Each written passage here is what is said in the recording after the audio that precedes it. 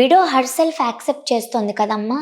She her self accepting, she her self taking the treatment. మీరు అర్థం చేసుకోండి. She her self taking the treatment అంటే ఎందుకు తీసుకుంటుంది మీరు అర్థం చేసుకోండి. ఒకసారి క్వశ్చన్ మిమ్మల్ని మీరు వేసుకోండి. Why she accepting that mistreatment or inhuman behaviour from you? ఎందుకు యాక్సెప్ట్ చేస్తున్నారంట? ఆవిడకి ఇంకో ఆప్షన్ లేదు.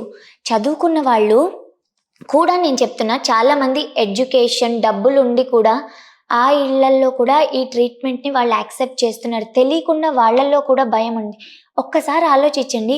నువ్వు ఇన్ఆస్పీషియస్, నువ్వు ఎదురొస్తే ఏదో జరుగుతుంది అంటే వాళ్ళు ఎలా యాక్సెప్ట్ చేసేస్తున్నారంటే, ఎందుకు వచ్చిన గొడవ, నేను ఎదురొస్తే వాళ్ళకి ఏదో జరుగుతుంది. రత్నాలు ఎన్నో ఉంటాయి, కానీ నాణ్యమైన రత్నం అతి తక్కువ ధరకే లభించే ఏకైక సంస్థ 6JVR. సౌత్ ఇండియాలోనే ద బెస్ట్ 6JVR. వాళ్ళది ఎంత మంచి మనసు చూడండి. మీ గురించి వాళ్ళని వాళ్ళు తక్కువ చేసుకొని దూరంగా ఉంటున్నారు. వాళ్ళకన్నా ఆస్పీషియస్ పీపుల్ ఎవరైనా ఉన్నారా? కరెక్ట్. మీ గురించి వాళ్ళని వాళ్ళు తక్కువ చేసుకుంటున్నారు. ఎప్పుడైతే సమాజంలో విడోస్ వాళ్ళని వాళ్ళు యాక్సెప్ట్ చేసుకోవట్లే, we are making them feel that అనేది మనలో స్టార్ట్ అవుతుందో, వాళ్ళు యాక్సెప్ట్ చేయట్లా, we are making them accept that అనేది ఎప్పుడైతే మనలో మొదలవుతుందో అప్పుడే మార్పు వస్తుంది. చాలామంది అన్నారు, మేము బొట్టు పెడదామని అనుకుంటామమ్మా, వాళ్ళే వద్దనేస్తారు. ఎందుకు వద్దనేస్తున్నారు? మనం ఫస్ట్ వాళ్ళని బొట్టు పెట్టద్దు అని మనం కదా చెప్పాము. కాబట్టి వాళ్ళు అమ్మో హస్బెండ్ చనిపోయిన తర్వాత నేను బొట్టు పెట్టుకోకూడదు అని ఫామ్ అయ్యి వద్దన్నారనుకో, ఏమవదమ్మా అని పెట్టండి. వాళ్ళు డెఫినెట్గా పెట్టించుకుంటారు. మీరు వెళ్ళి వాళ్ళని బొట్టు పెట్టండి అని రివర్స్లో అడగండి, వాళ్ళు ఎందుకు పెట్టించుకోరు? 100% పెట్టించుకుంటారు. నేను మా ఊళ్ళో కొన్ని జరిగిన ఇలాంటివి రిచువల్స్ చూసినప్పుడు, మా మదర్తో పాటు మా పెద్దమ్మలతో పాటు వెళ్తున్నప్పుడు ఇలాంటివి నేను చూసినప్పుడు మా అమ్మగారిని అడిగాను.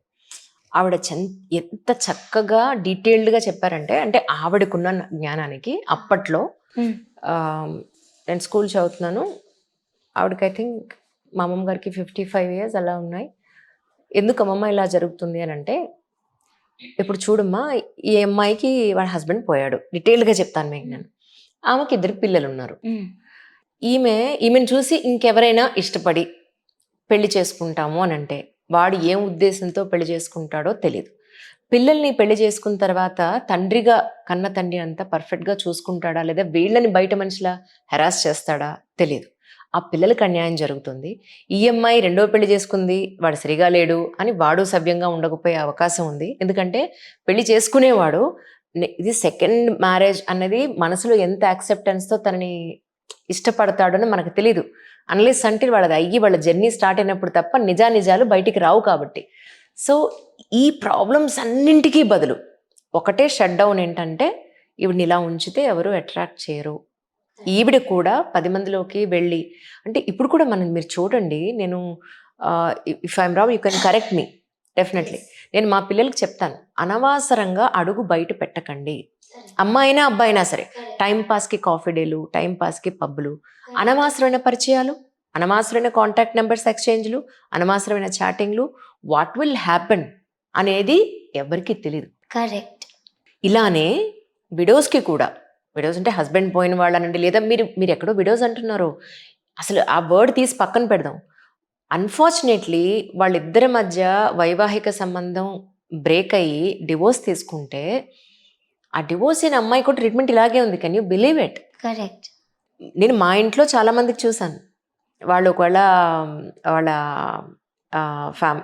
మ్యారీడ్ లైఫ్ కనుక బ్రేక్ అయితే డివోర్స్ తీసుకుంటే, ఆమెకు పిల్లలున్నా, ఇంతకుముందు పిల్లలు లేని వాళ్ళని ఒక రకమైన టైటిల్ పెట్టి వాళ్ళని పిలిచేవాళ్ళు కాదు, వాళ్ళని కూడా చాలా ఇల్ ట్రీట్మెంట్ ఉంది, అది ఇప్పటికీ ఉంది.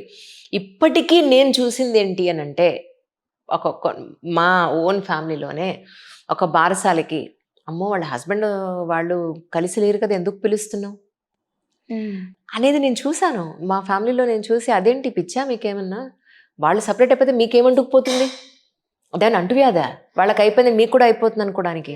మనిషి మనసును చూడండి అక్కడ. కరెక్ట్. That's it. అంతకు మించి ఏం లేదు. ఒక మంచి ఆశీర్వచనం, మన కన్న తల్లిదండ్రులన్నా మంచి ఆశీర్వచనం ఇవ్వని సిచ్యువేషన్ నేను చూసాను. ఎందుకంటే అనాథాశ్రమాల్లో పిల్లల్ని వదిలేసిన వాళ్ళు, ఈ అనాథాశ్రమాలు పిల్లలు వీళ్ళందరూ ఎక్కడి నుంచి పుట్టుకొని వచ్చేసారు, వీళ్ళంతా వదిలేని బట్టే కదా, తల్లి తండ్రి వదిలేబట్టి అనాథాశ్రమాలు ఎంతమంది పిల్లలు ఉన్నారు ఈ రోజులో. సో అలా వదిలేకుండా ఒక మంచి ఆశీర్వచనం ఇవ్వగలిగే, వచ్చి 4 అక్షింతలు వేయగలిగి మనస్ఫూర్తిగా నేను ఆశీర్వదిస్తే ఇంకేం కావాలి ఇంతకు మించి. బట్ యు నో, ఇక్కడ మనం ఒక్కళ్ళు హస్బెండ్ పోయిన వాళ్ళని ఒక్కళ్ళని మనం అయ్యో పాప అనడానికి లేదు. విమెన్ లైఫ్ చాలా వల్నరబుల్గా ఉంది నిజంగా. ఇప్పుడిప్పుడు చదువుకుని ఇప్పుడిప్పుడు వాళ్ళ కాళ్ళ మీద వాళ్ళు నిలబడి సొసైటీకి నేను ఇది అని చూపించుకోగలిగే సిచ్యువేషన్స్ ఇప్పుడు వస్తున్నాయి. కరెక్ట్.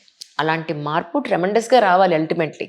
కానీ కానీ నాకొకటి, ఇప్పుడు మీరు పుస్తకం రాశారు, కొంతమంది ఫాలో అవుతారు, కొంతమంది శబాష్ చాలా బాగా రాసే ఉంటారు. కానీ నిజానికి సిచ్యువేషన్ వచ్చినప్పుడు దీన్ని ఎంతమంది ఫాలో అవుతారు? అదే చెప్తున్నాను, షబాష్ అని చెప్పిన వాళ్ళు ఒక 10 మంది ఉంటే 9 మంది కూడా సిచ్యువేషన్ వచ్చినప్పుడు నిలబడే వాళ్ళు నాకు కనపట్లేదు. అదే చెప్తున్నా, షబాష్ కాదు నాకు కావాల్సింది, మార్పు మనలోనే రావాలి. ఇప్పుడు చూడండి, చాలామంది అంటారు, నేను ఒప్పుకుంటా, వాళ్ళ భయాలు ఉంటాయి, వాళ్ళకి మనసులో ఉన్నా చెయ్యాలని. చుట్టుపక్కల అందరూ అదే అనుకుంటున్నారు, చుట్టుపక్కల ఏమనుకుంటారో అని. ఆ చుట్టుపక్కల ఎవరున్నావు? మనమే కదా. Action of one individual impact whole society and vice versa. అది మనం అర్థం చేసుకోవాలి.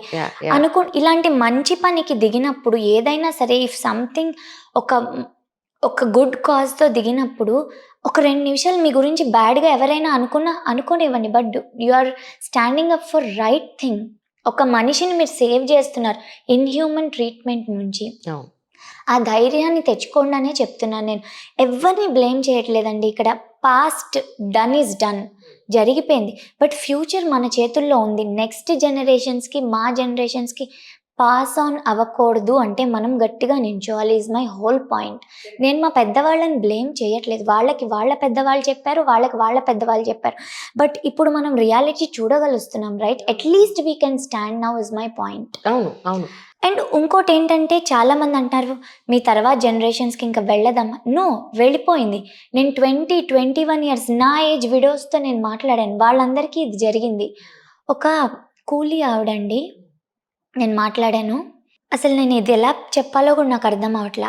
వాళ్ళ హస్బెండ్ చనిపోయారు ఆవిడకి. వాళ్ళ ఊర్లో చెరువు గట్టుకు తీసుకెళ్ళి చేస్తారు, స్మాల్ విలేజెస్లో. పెళ్లి కూతుర్లా రెడీ చేసిట ఫస్ట్ ఎంత చెత్త యాటిట్యూడ్ చూడండి. అంటే మళ్ళీ ఇంకా జీవితంలో ఇక నువ్వు మళ్ళీ అలా రెడీ అవ్వవు, ఇదే ఆఖరి రోజు నీకు అని చెప్పడం. అందరు వచ్చి చూసి ఆఫ్టర్ దట్ అన్నీ తీసేసి ఆవిడకి వైట్ శారీ కట్టి తీసుకెళ్ళి మళ్ళీ అందరూ వచ్చి చూడడం. ఏమిటి అసలు ఇది? What is this kind of behaviour? అసలు ఎక్కడన్నా మనకి అసలు ఏం చేస్తున్నాం ఏమైనా అర్థమవుతుంది? ఒక మనిషిని ఎంత బాధ పెడుతున్నాము అక్కడ.